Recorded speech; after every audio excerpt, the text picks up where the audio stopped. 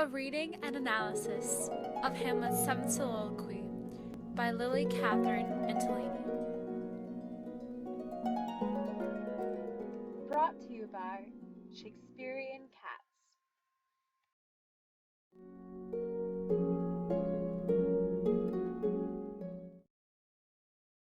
How all occasions do inform against me and spur my dull revenge. What is a man, if his chief good and market of his time be but to sleep and feed? A beast no more. Sure, he that made us with such large discourse, looking before and after, gave us not that capability and god-like reason to fasten us unused. Now, whether it be bestial oblivion, or some craven scruple of thinking too precisely on the event, a thought which, quartered, hath at one part wisdom and ever 3 parts coward. I do not know why yet I live to say, this thing's to do, sith I have cause, and will, and strength, and means to do it. Examples gross as earth exhort me. Witness this army of such mass and charge, led by a delicate and tender prince, whose spirit, with divine ambition puffed, makes mouths at the invisible event, exposing what is mortal and unsure to all that fortune, death, and danger dare, even for an eggshell. Rightly, to be great is not to stir without great argument, but greatly to find quarrel in a straw when honor's at the stake. How stand I, then, that have a father killed, a mother stained, excitements of my reason and my blood, and let all sleep, while to my shame I see the imminent death of 20,000 men that for a fantasy and trick of fame go to their graves like beds, fight for a plot whereon the numbers cannot try the cause, which is not tomb enough and consonant to hide the slain. Oh, from this time forth, my thoughts be bloody, or be nothing worse.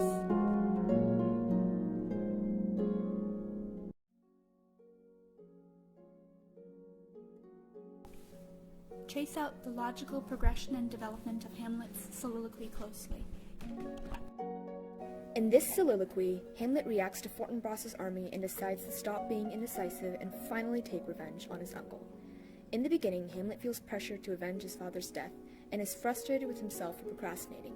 He realizes that he is not only not progressing, but also moving farther away from his goal, as he recognizes that being sent away to England would only make it harder to achieve his goal. Hamlet is frustrated with himself for not taking action sooner, likening himself to a beast without memory, because his capability and godlike reason are going unused. Hamlet asks himself if, like an animal with no memory, he has forgotten the ghost's request, an odd thought given that we have been shown Hamlet's mental agility in his memorization of the player's lines. He has a great memory. Or if he's doing the opposite, thinking too much, making himself hesitant.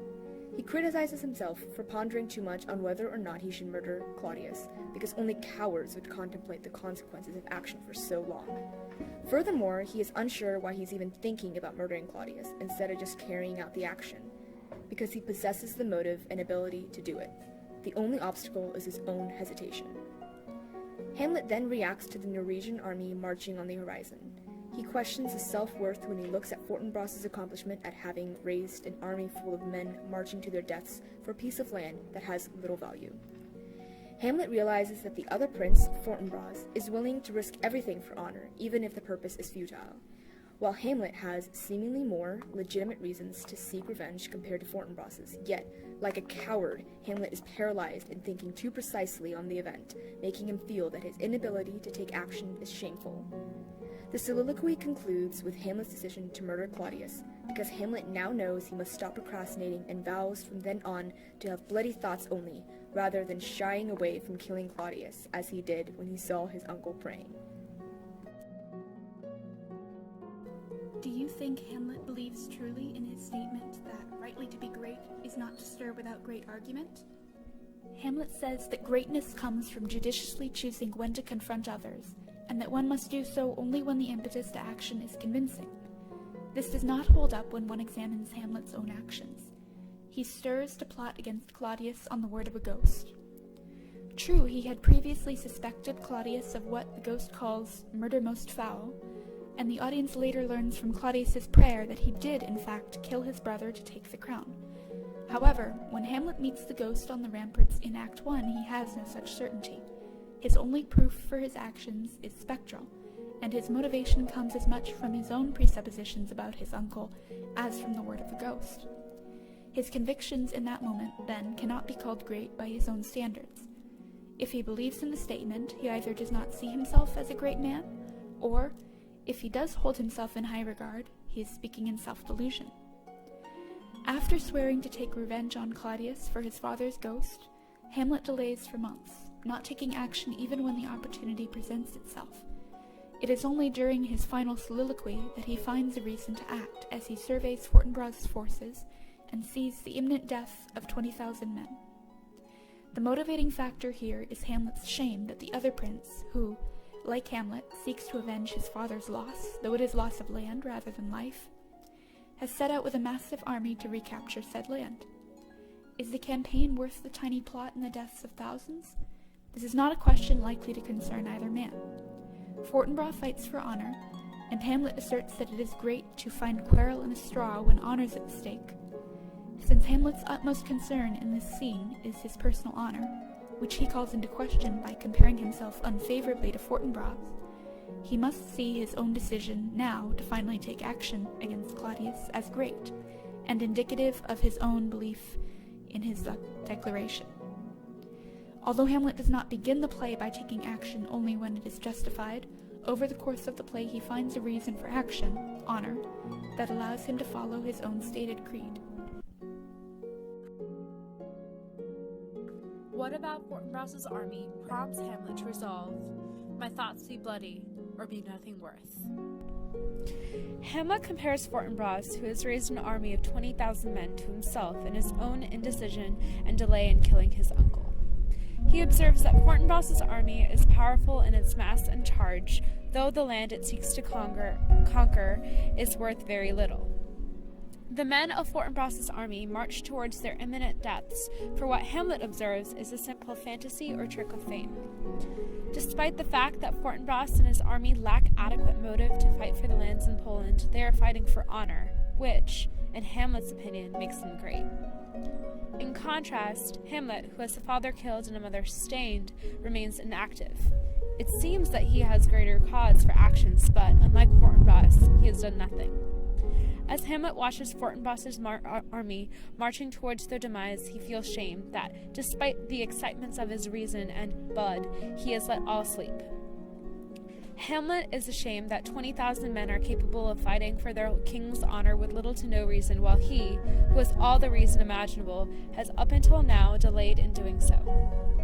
In that moment, he decides to finally fight for the honor at the stake, just like Fortinbras's army, through violence and blood. He abandons any reservations he previously held about following the demands of the ghost, and solely focuses on actively seeking revenge for his family. He finds motivation in Fortinbras, who dares to risk his life and others for honor.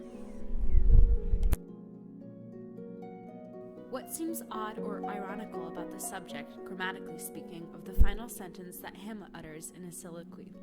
The subject of the final sentence, "Oh, from this time forth, my thoughts be bloody or be nothing worth," is the word thoughts, which is strange because the soliloquy has seemed to suggest that Hamlet sees in Fortinbras a motivation to finally take action. However, rather than assert that he will actually do something, he returns once again to his thoughts. It is ironic that after delivering a soliloquy in which he purportedly breaks out of his state of contemplation, Hamlet refers to his thoughts once again in the conclusion. Following this soliloquy, Hamlet does take some action.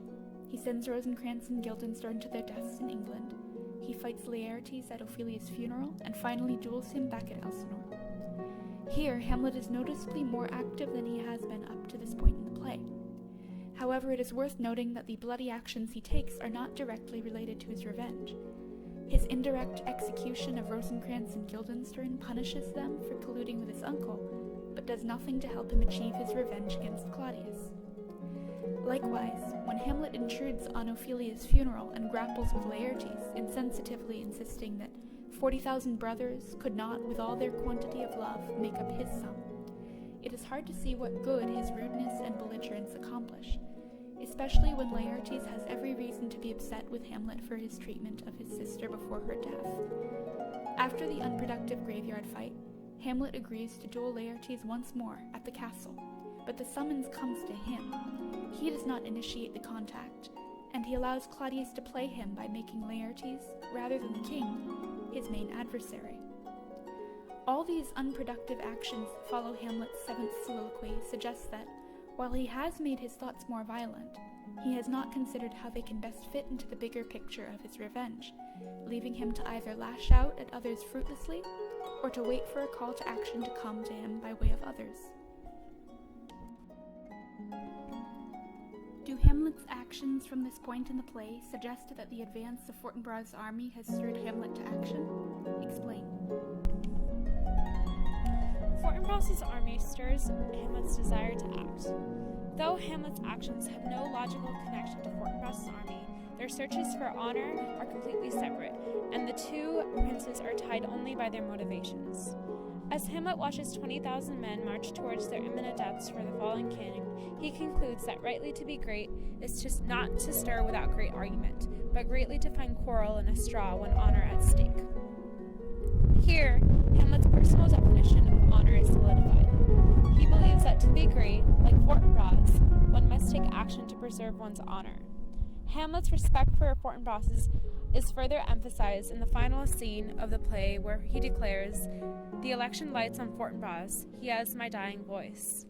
This moment reiterates Hamlet's perception of honor in direct association with taking action because Hamlet respects Fortinbras enough to bestow the kingdom on him. Furthermore, despite the fact that Hamlet is inspired by Fortinbras to avenge his father, the particular actions Hamlet executes have no logical connection to Fortinbras or his army.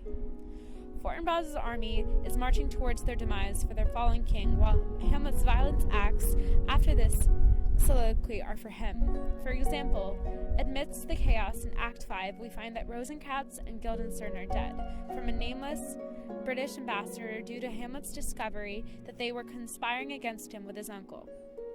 Their murder was unnecessary in the process of avenging his father, and simply a means to appease his hatred of lies and treachery, which was spurred initially by the murder of his father. Though the inspiration instilled by Fortinbras's army is a contributing factor in Hamlet's spur to action, the desire to act comes from Hamlet's own frustration with himself and others.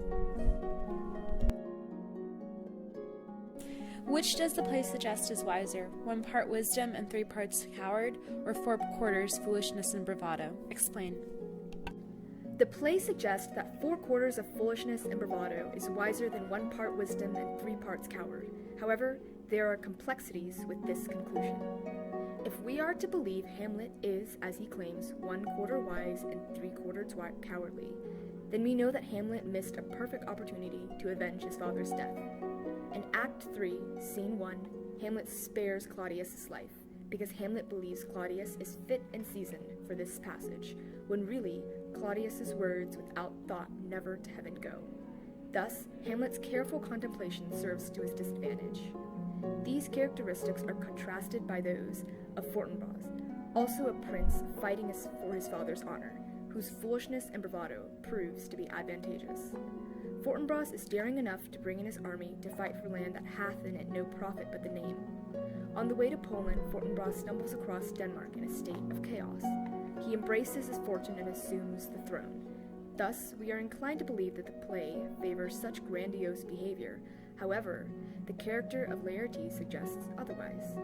Laertes, another foil to Hamlet's character, like Fortinbras, displays foolishness and bravado. When Laertes returns from France, he leads a crowd to Claudius' castle that shouts, "Choose we! Laertes shall be king!" and smashes open the door.